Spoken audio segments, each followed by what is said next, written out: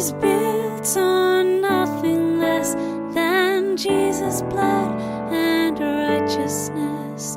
I dare not trust the sweetest frame, but wholly lean on Jesus' name.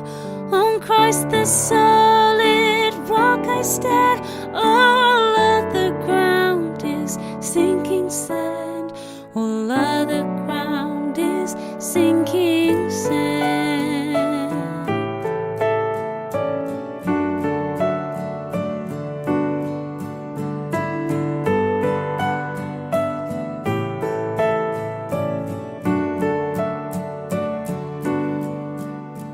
When darkness seems to hide his face, I rest on his unchanging grace.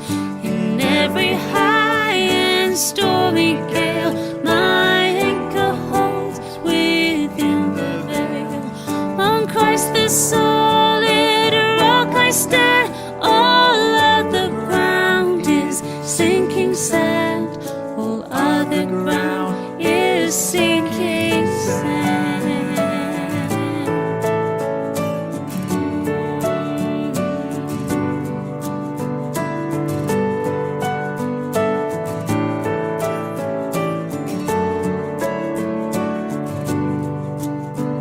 His oath, his covenant, his blood support me in the whelming flood.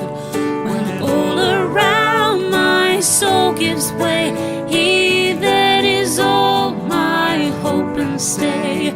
On Christ the solid rock I stand, all other ground is sinking sand. All other ground is sinking sand. When he shall come with trumpet sound, oh may I then in him be found. Trust in his righteousness alone, faultless to stand before the throne. On Christ the solid rock I stand, all other ground is sinking sand. On Christ the solid rock I stand, all other ground is sinking sand. All other ground is sinking sand.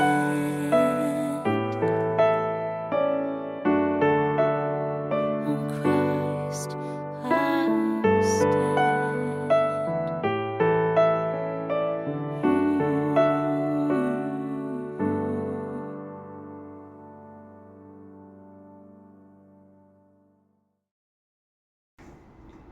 Magandang umaga po muli sa ating lahat.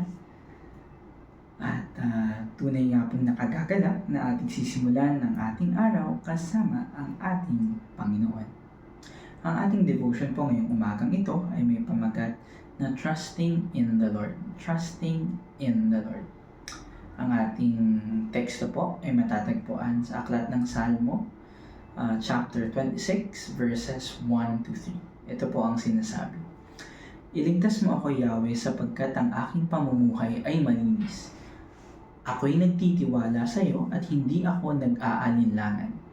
Siyasatin mo ako, Yahweh, subukin mo ako at alamin mo ang laman ng aking puso at isipan. Pag-ibig mo ang gumagabay sa akin at sa katotohanan mo ako namumuhay. So blessed are we for hearing and reading the word of our Lord this morning. Ang mga talatang ito ay nagpapakita ng pagtitiwala ng salmista sa Diyos sa kanyang malinis na pamumuhay at pagnanais na siyasatin ng Diyos ang kanyang puso't isipan. Ang Diyos ang gumagabay sa kanya sa pamamagitan ng kanyang pag-ibig at katotohanan.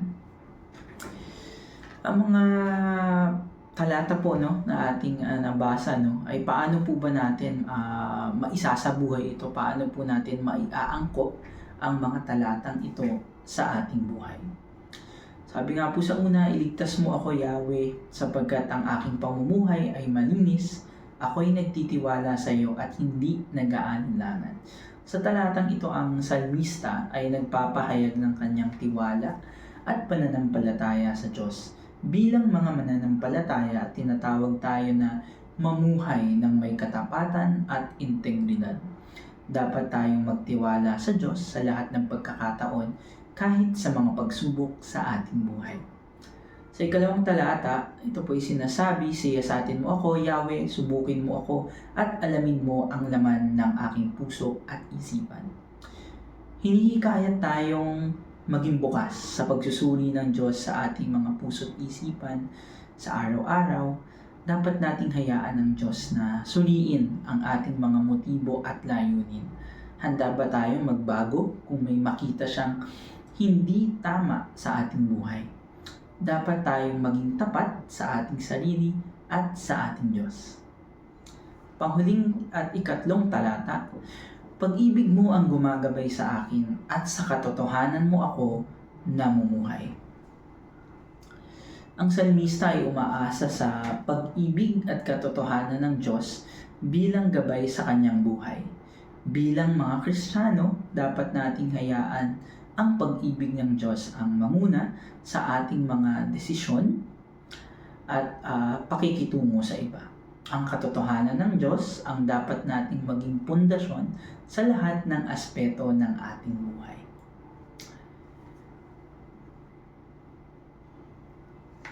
Tayo pong lahat ay manalangin. Aming Diyos, maraming salamat sa iyong walang hanggang pag-ibig at katapatan. Tulungan mo po kaming mamuhay ng may katapatan at katotohanan sa bawat bahagi ng aming buhay. Siyasatin mo po ang aming puso at isipan at linisin mo kami sa anumang bagay na hindi naaayon sa iyong kalooban. Naway ang iyong pag-ibig at katotohanan ang magturo sa amin sa bawat hakbang na aming tatahakin. Sa pangalan ni Jesus. Amen.